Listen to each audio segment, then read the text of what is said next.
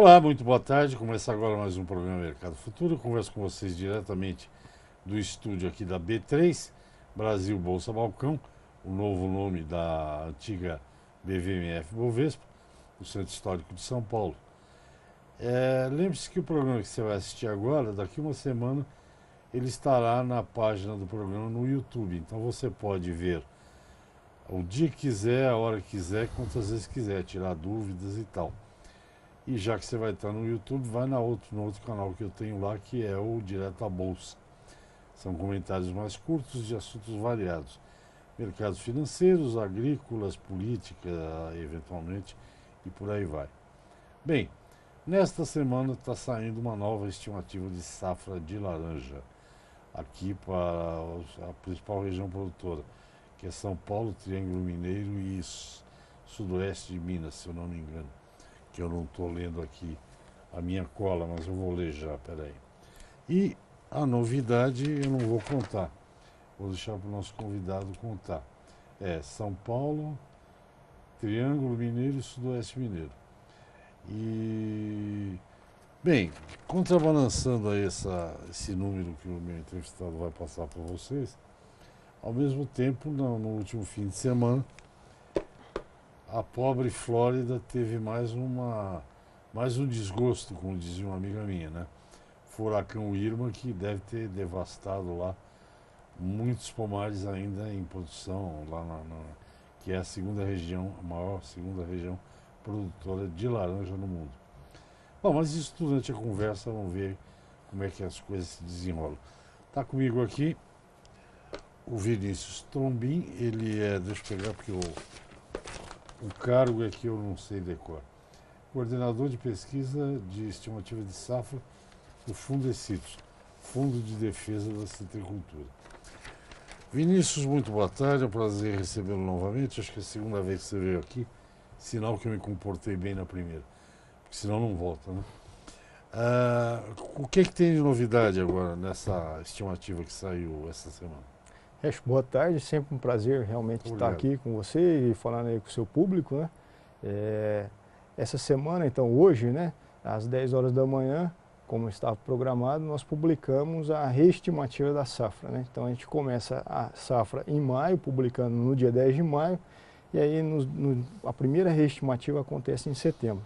Então na data de hoje a gente publicou, e a novidade é que houve um aumento, né, um leve aumento de 2,6% do número que havia sido publicado em maio, no dia 10 de maio. Então, hoje, a projeção são 374 milhões de caixas de laranja, e não as 364 milhões que haviam sido publicadas em 10 de maio. 10 milhões de caixas? Cerca de 10 milhões de caixas. 10 milhões de caixas é bastante, né? Pô, Sim. aqui o Brasil é um grande produtor. É. Me conta uma coisa, um negócio curioso. Você estava me dizendo antes da gente vir para cá que nos Estados Unidos tem uma divulgação de qualidade do suco. Esse tipo de trabalho a gente faz aqui não, porque Não. lá... O nosso trabalho aqui é quantitativo, né? Exclusivamente quantitativo. Então a gente prevê, avalia aí a quantidade de laranja e não a qualidade da laranja. Então a nossa preocupação é saber o montante que vai ser produzido. E aí, para saber esse montante, a gente precisa de ter muito exato o número de árvores, as idades dessas árvores, o ano de plantio, né? A variedade das árvores. Então isso a gente tem com muita exatidão, mas a qualidade não é do nosso trabalho. O que provocou esse aumento de 2,63%? As chuvas. Então as chuvas em abril, maio e junho, especialmente nesse período. Quando a gente teve aí 429 milímetros de chuva acumulada, né? Que representa 173% a mais do que a média histórica aí que havia da normalidade histórica, né? Então essas chuvas a mais provocaram um aumento de peso da laranja. Então eles subindo na safra nas 10 milhões de caixas. E quando fica a laranja muito grande, ela não tem mais água e menos suco? Eu não sei, isso é o que eu ouço da indústria falar. Sim, é verdade. Essas safras não são de laranjas grandes, né? São de laranjas pequenas. Agora tivemos esse leve acréscimo, mas mesmo assim as laranjas, o tamanho delas ainda está pequeno, né? Por conta do carregamento das árvores, né? Então as árvores ficaram muito carregadas nessa safra e as laranjas não vão crescer como se tivesse árvores um pouco carregadas, né? Uhum. A disputa pelos nutrientes, por água, é maior por conta das laranjeiras estarem mais carregadas nessa safra, né? E com relação a... Hoje em dia a citricultura está muito, na área de produção, está muito sofisticada, né? Eu vejo lá nessas publicações que tem do Fundecitos e outros, tá todo mundo trabalhando com GPS, com armadilha, os vizinhos juntos para evitar doenças, né? Acompanhando e tal. A produtividade do estado de São Paulo, pelo menos, ou São Paulo, Minas, Sudoeste e Triângulo, a produtividade tem aumentado, vocês têm acompanhado isso? Sim, está aumentando, né? A produtividade aqui aumenta, a tecnologia no campo é muito maior hoje em dia, né, do que foi há 10 anos atrás, por exemplo. Então, o número de pés por hectare é um indício aí, é um sinal, né, da tecnologia que hoje a gente tem no campo. Então, o número de pés dobrou, né? Hoje a gente tem mais de 700, os pomares mais novos, né, a gente tem mais de 700 pés por hectare. Se a gente pegar os pomares mais antigos aí, esse número girava em torno de 350 plantas por hectare. Dobrou, né? Sim, então isso vai elevar a produtividade, né, da área, né? Então, se na mesma área eu não tenho condição de aumentar a área, né, se eu tenho uma propriedade, não tenho condição de aumentar a área, mas eu posso plantar mais pés de laranja lá dentro. Foi isso que aconteceu. Fora mudas mais produtivas, né, tecnologia como irrigação também aumentou bastante, né? Então são tecnologias que o produtor vem buscando, né? Pois não. E nós também, né? Nós também estamos fazendo um trabalho aí de acrescentar mais tecnologia para ter números melhores, né? Então mais inteligência para que essa estimativa seja melhor. Essa desse ano, por exemplo, nós fizemos uma avaliação planta por planta dentro do mesmo talhão. Então a idade de cada uma das plantas dentro do mesmo talhão foi estimada, né? Porque ao longo dos anos essas plantas elas foram morrendo por conta de doenças, especialmente o greening, né? Foram sendo substituídas por plantas sadias, o que então acarretou em idades diferentes dentro de um mesmo talhão das árvores, né? Essa estimativa, por exemplo, ela já contempla esse número, a distribuição das faixas etárias dentro do mesmo talhão. Então nós fizemos isso, nós fizemos a derriça em replantas para avaliar a produtividade das replantas dentro do talhão, né? Então também nós estamos buscando tecnologia para aprimorar o número que é publicado, né? Então esse número é muito preciso, né? Nós temos muita segurança em relação ao número, né? De antemão também quero agradecer, aproveitando o seu público, aos citricultores. Esse trabalho é feito em conjunto com os citricultores, né? Nós não fazemos nada sozinho. Sem o apoio dos citricultores não é possível fazer isso. Então, eles têm nos apoiado muito para que esse trabalho seja cada vez melhor. Na verdade, vocês acalmaram o mercado, que hoje as pessoas acreditam nos números que vocês publicam, né? Eles são fiéis, né? Nós temos uma grande responsabilidade na mão, né, de publicar números sérios, e a gente faz isso com muita preocupação em ter um melhor número para o citricultor tomar decisão, né? Seja de comercialização, seja de expansão, de pomares, né? Qual variedade eu vou plantar, qual espaçamento eu vou adotar, né, na minha região. Então são números que fazem com que ele possa se comparar com os vizinhos, por exemplo, dentro de uma mesma região, que produz a mesma variedade que ele, do mesmo ano de plantio, por exemplo, e aí tomar decisões para elevar a produtividade, elevar o ganho, o rendimento, a rentabilidade do seu pomar, né? Então são números precisos que os citricultores podem com certeza confiar. O que é que provoca? A última vez que você veio aqui, eu lembro que eu gostei desse número, desse dado que você me passou, para os telespectadores, para mim, que vocês calculam uma queda, né, de frutos durante... Esse ano, como é que está isso aí? Então, o número, quando ele é estimado em maio, nós temos lá uma visão muito clara das árvores, né? Então nós sabemos quantos milhões de árvores... Vou te interromper, porque nós vamos para o intervalo, aí você explica melhor no outro bloco. Bom, o assunto é citricultura, eu converso com o coordenador de pesquisa de estimativa de safra do Fundecitos. Fundecitos é uma entidade respeitada, conhecida interna e externamente, Fundo de Defesa da Citricultura, e o entrevistado é o Vinícius Trombin. Já a gente está de volta, vamos ao intervalo, até já. Ok, estamos de volta, o programa Mercado Futuro. Antes do intervalo, o assunto é citricultura paulista, mineira, brasileira. Antes do intervalo, eu já fiz a pergunta para o Trombin com relação a... Eles calculam o número de frutos que caem do pé, tem uma estimativa aí. E ele estava explicando e eu interrompi para o intervalo. Deixa eu ouvir o Vinícius agora. Então, para projetar a safra, nós precisamos do número de árvores, né? Então, quando a gente faz a publicação em maio, nós temos com muita exatidão o número de árvores, né? E a variedade, o ano de plantio de cada uma dessas árvores. Um outro componente da estimativa de safra é o número de frutos por árvore. Então, esse também nós temos com muita precisão lá em maio, né? A gente faz uma colheita de 2.500 árvores em torno disso, para calcular, né, para estimar o número de frutos por árvore.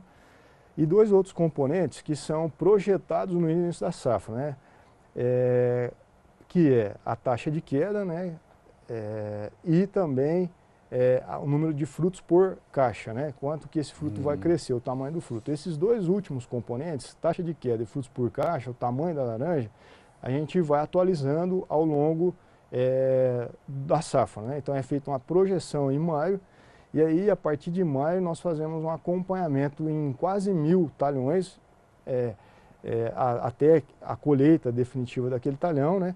Para acompanhar o quanto a laranja está crescendo e quanto a laranja está caindo do pé.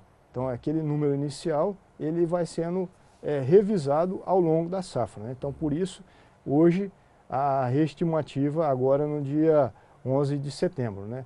Reestimando então o tamanho desse fruto, né? Que tamanho que ele está chegando e a queda também, quanto está caindo. Então, em relação à queda, nós tivemos um ponto percentual menor do que havia sido projetado em maio. Então, isso também contribui para o aumento da safra, né? Cai menos laranja e a laranja está um pouquinho maior do que a gente tinha estimado em maio. O que provoca a queda? Chuva? A queda acontece naturalmente, né? Então a árvore ela carrega um número X de frutos, mas ela não vai chegar até o final da colheita com aquele mesmo número.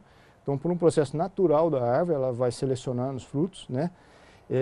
E também por doença, vai acelerar, né, a queda, doença, problemas mecânicos, né? Então uma máquina passa do lado da árvore, ou o próprio colhedor, né, o tratorista, enfim, eles também podem provocar a queda, né?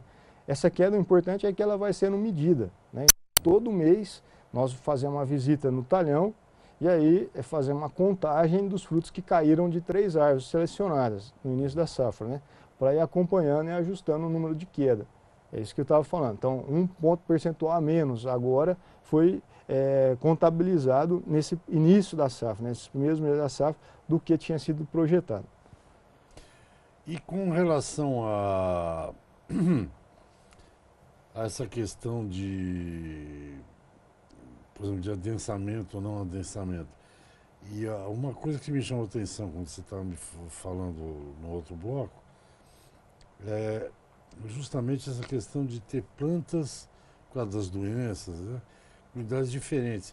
Não é simples você fazer uma estimativa perto da realidade, né? Não, porque você tem, de repente, tem uma árvore com 3 anos e meio, acho que está no auge da produção, não sei. Uma árvore com 10, como é que vocês resolvem essas questões? Sim, primeiro a gente tem que estratificar as árvores pela idade, né? Segundo, a gente tem que ter um número de frutos por árvore naqueles estratos, né? Nas idades diferentes e nas variedades diferentes. A gente tem variedades que são mais produtivas, as árvores carregam mais, e variedades menos produtivas. E o número varia bastante. Então, enquanto a Hamlin, por exemplo, chega a quase 1.000 frutos por árvore, você vai ter outras variedades como a pera, a Natal, que esse número pode cair pela metade, 500 frutos por árvore, né? E a taxa de queda também vai variar, né? Outra coisa que varia é em função da variedade e do ano de plantio das árvores. Então, variedades que são mais tardias, o fruto ficou mais exposto na árvore, né, por mais tempo. Então, maior probabilidade também desse fruto cair mais do que o fruto que foi colhido mais cedo. Essa reestimativa que nós estamos fazendo agora, ela está contemplando apenas as variedades precoces, que é a Ramley, a Vestinha Rubi e as outras variedades precoces também, um outro grupo de variedades, que são colhidos agora, que estão terminando a colheita no próximo mês, por exemplo. Muito provavelmente a gente encerra a colheita dessas variedades. Então, só com a finalização e encerramento da colheita da variedade é que a gente vai então revisar o número, né? A fruta que ainda está no pé lá, que o percentual de colheita ainda é baixo, a gente não faz a revisão. Só depois de efetivada a colheita, a gente tem o peso final do fruto, né, e a taxa de queda final daquele fruto. Então é com base nessa amostragem de talhões é que a gente vai fazendo as reestimativas, né? Quanto é que representa, só para um dado rápido, produção dessas 300, quase 380, né, milhões de caixas? 374. 374. Quanto é São Paulo e quanto é sul de Minas, Triângulo Mineiro? Triângulo Mineiro é em torno de 28 milhões de caixas. É pouquinho. É pouco, lá não é... A citricultura, a grande parte do cinturão citrícola está dentro do estado de São Paulo, né? São Paulo é o estado mais representativo, não só aqui no Brasil, quanto no mundo inteiro, né? Então hoje a principal citricultura do mundo está aqui no nosso estado, no estado de São Paulo, né? É curioso porque a laranja deu uma mudada, né? Ela sai das regiões tradicionais, né? Por exemplo, foi lá perto no oeste do estado, ali perto de Ourinhos, por ali, tem novos pomares. Isso é por causa de doença, é fitossanidade, né? Doença. A laranja ela migrou, né? Então ela era bem forte no centro, depois teve uma expansão para o Triângulo Mineiro e depois uma expansão para o sudoeste, né? Para o sudoeste mesmo do estado de São Paulo, a região de Avaré, Itapetininga, ali, foi a região que mais tardiamente recebeu lá os pomares de laranja, né? Os pomares mais recentes foram plantados lá na expansão da citricultura, né? Mas um fato curioso é que os pomares mais jovens, né, a renovação de pomares aconteceu, isso foi medido, né, quando a gente fez o inventário em 2014, aconteceu no centro, região centro aí que está próximo das fábricas de laranja e onde tinha os pomares mais antigos, né? Então nessa região centro, que é Araraquara, região de Araraquara ali, né? Foi onde teve a renovação mais forte dos pomares, o que foi constatado quando a gente fez o inventário em 2014. O Fundecitos faz algum trabalho? Tem uma região lá pro, acho que Jaú, que região é de São Paulo, eu não sei. Jaú está no centro. Está no centro? Uhum. Recentemente eu fui para lá, o que eu passei de pomar abandonado, isso aí deve ser uma encrenca, não é não? Sim, tem. Porque ninguém cuida, ninguém vê doença, ninguém... Os pomares abandonados, eles caíram bastante o número deles, né? Então, enquanto a gente tinha cerca de 6.500 hectares de pomares abandonados, no ano passado, esse ano a gente diminuiu isso para 2.500 hectares. Boa notícia. Então, caiu bastante, desculpa, não tenho certeza desse número. Aproximado. Acho que aproximado... não sei se 2.500 ou 4.500 hectares de pomares abandonados. Não, desculpa, lembrei. De 6.500, o número caiu para cerca de aproximadamente 2.000 hectares de pomares abandonados. Então, realmente, a gente teve uma redução grande aí. 4.500 pomares deixaram de ser abandonados, né? Foram recuperados, áreas que foram recuperadas aí em função da recuperação de preço da laranja, né? Eu ia te perguntar, eu sei que não é tua praia preço, mas eu ia te perguntar. Nós vamos no intervalinho, a gente já volta, aí a gente fala desse trabalho novo aí que vocês estão fazendo. Tá bom. Gente, eu converso com Vinícius Trombin, ele é coordenador de pesquisa de estimativa de safra do Fundecitos, que é um número oficial brasileiro e um número que hoje as pessoas confiam, que é uma grande... Não é fácil chegar nisso. Nós vamos no intervalo, já eu estou de volta, até já. Ok, estou de volta ao programa Mercado Futuro. Hoje o assunto é citricultura. Eu converso com Vinícius Trombin. Ele é coordenador de pesquisa de estimativa de safra do Fundecitos. Fundecitos, Fundo de Defesa da Citricultura, bancado por produtores, indústrias. Acho que deve ter algum dinheiro. Será que tem dinheiro do Estado? Não, não tem. É só somente privado. E as pesquisas hoje elas estão muito mais, se eu posso usar a palavra científica ou tecnológica, se usando ferramentas muito mais precisas. Um desses trabalhos, o Vinícius estava contando para mim antes da gente começar o programa aqui. que é um trabalho que eles fazem com foto de satélite, para ter toda a ideia do pomar. Eu vou deixar você explicar, Vinícius, porque aí fica mais fácil. Acho só corrigindo aqui, nós temos algumas pesquisas que são financiadas pela FAPESP, por exemplo, né? Fundos Mas de pesquisa do Estado de a São operação mesmo, a grande operação não sei precisar em números, mas acredito que mais de 98% aí advém de fato dos citricultores e das empresas que processam a laranja para suco, né? Então, os citricultores que entregam a caixa de laranja para transformar em suco e das empresas de laranja, que é 50% cada uma dessas duas partes aí. Sobre o novo trabalho, né, que nós estamos fazendo, nós começamos então a preparar o número do inventário da próxima safra, né? Então nós vamos ter em 10 de maio de 2018, do ano que vem, quando for publicada a safra 18/19, nós vamos publicar um novo inventário de árvores, né? Uma atualização completa do inventário. Então, para isso foram contratados, agora recentemente, 23 agentes de pesquisa e 2 auditores, porque esse trabalho todinho ele é auditado, né? Então nós temos aí uma equipe nova que foi treinada, muito bem selecionada, né? Um processo rigoroso de seleção, de treinamento, para que eles possam ir nas fazendas de citros para atualizar os números das árvores, de área, né, da expansão, vamos verificar a expansão, a retração do parque citrícola, as variedades que foram plantadas nesse período, né? Então, a cada 3 anos, nós compramos uma imagem de satélite nova. Essa imagem foi comprada esse ano, né? Até ela foi coletada da Airbus, né, entre maio e agosto. Então, o nosso fornecedor Airbus entregou essa imagem nova para a gente. E com base nessa imagem, esses técnicos que foram recém-contratados vão até as propriedades. Essa imagem serve para georreferenciá-los, né?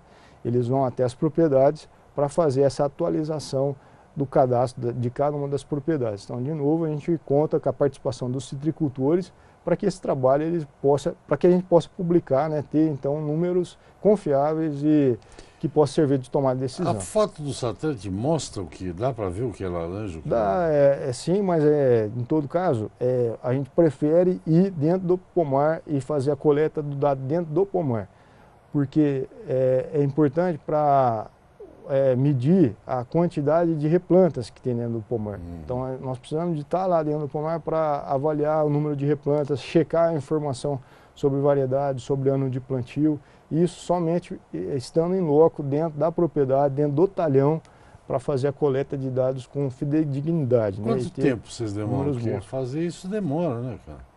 Bom, a previsão nossa, a expectativa nossa é terminar esse mapeamento em agosto, né?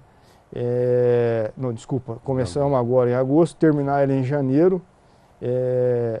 Em fevereiro a gente faz uma contagem, em fevereiro e março a gente faz a contagem de 5% dos talhões, que é uma atividade que nós fazemos para ver a distribuição etária, né, dentro dos pomares das replantas. E depois, em abril do ano que vem, fazer a colheita das 2.500 árvores para estimar a safra. Então, esse trabalho vai até abril do ano que vem, finalizando com a colheita das 2.500 árvores que vão ser derriçadas para estimar o número de frutos por árvore que vamos ter aí na safra 18/19. Curiosidade meio boa, mas vou te perguntar. Essas 2.500 árvores aí, quando você colhe, é o produtor que dá para você escolher essa árvore? Ele perde isso, né? Nós pedimos para o produtor com autorização, nós fazemos, todo esse trabalho é feito com autorização deles, né? Então, nós vamos até a propriedade, pedimos autorização para o produtor para que ele ceda uma árvore daquele talhão para nós, mas esse valor é indenizado para o produtor, né? Ele recebe pela aquela árvore que ele está, pelos frutos da árvore que ele está permitindo que a gente faça o trabalho da pesquisa. É claro que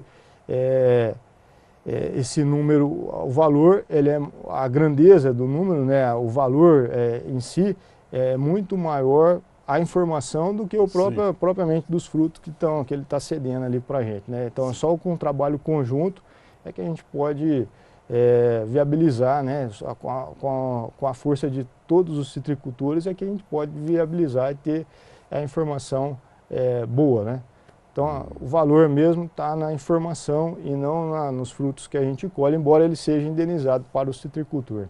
Onde está o gargalo, por exemplo, de acertar um número, chegar mais próximo da realidade? O que pode acontecer? A grande dificuldade de prever, de fazer a previsão, é o que vai acontecer com o clima, né? Então o clima, ele tem as chuvas, né? Não só a quantidade de chuva, mas a distribuição do que vai acontecer a partir de maio, né? Quando é soltada a primeira estimativa, que é em maio, o que vai acontecer dali para frente. Né? Então se vai ter uma boa distribuição, se vai ter chuva, se essas chuvas vão ser bem distribuídas, né? Se a colheita vai ser mais rápida ou menos rápida, né? Porque você pode ter, essas informações são projetadas, Sim. né? Então se a colheita for mais ágil, esses frutos ficaram menos expostos na árvore e menos chance de queda elevada, né? Se for mais lenta a colheita, mais exposição e mais chance de cair.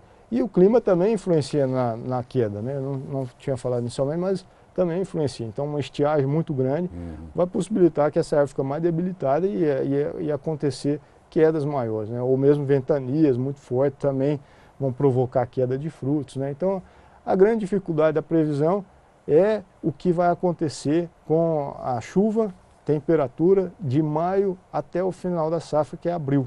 Aí então vai ter causado Por isso que a gente faz as revisões, né? Por isso é que tem as revisões. Para não ficar estatizado, né, naquele número de maio, mas sim fazendo atualizações aí periódicas para a gente ter o número mais próximo da realidade possível, né? Uma época aí se falava muito, nosso tempo está acabando já. Que tinha 400 municípios dependiam da laranja no estado de São Paulo, é por aí, né? Hoje, cerca de 350 municípios faz parte do cinturão citrícola, a principal área de abrangência. Obviamente, a gente tem outros municípios no estado de São Paulo que produzem laranja também, mas não com a expressividade que tem esses 350 municípios, né? E a mão de obra também é efetiva na colheita, né, ou não? Sim, é uma das culturas que mais emprega, né, na área agrícola, né? Acho que depois que a cana parou de corte manual, virou a citricultura. Por hectare, a laranja emprega mais que a cana, né? Se pegar a dimensão, a cana tem uma área maior do que a laranja, por isso no total ela chega a empregar mais, mas por hectare ela emprega bem mais do que a laranja. Hoje não queima mais, hoje não, é tudo corte mecanizado, né? Mecanizado, né? É isso mesmo.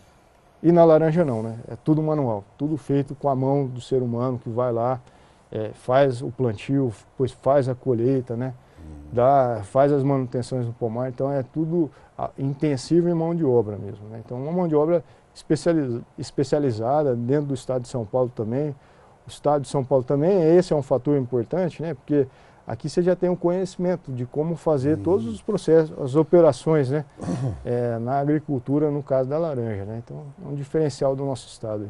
Tá ok. Vinícius, muito obrigado mais uma vez, boa conversa, até a próxima. Nosso tempo acabou. E sucesso aí nesse trabalho que vai começar agora aí com o foto satélite, o Diálogo 4. Tá Perfeito, eu que agradeço aí mais uma vez a oportunidade de estar aqui com você. E coloca aí o site nosso, né, do Fundecitrus, www.fundecitrus.com.br, à disposição para quem quiser fazer o acompanhamento de todo esse trabalho que nós iniciamos agora e também das revisões da safra que iniciou em maio. Tudo fica disponível e público no site do Fundecitrus. Tá ok. Nós agradecemos a oportunidade. Obrigado a você. Gente, é isso. Até o próximo programa. Tchau, obrigado.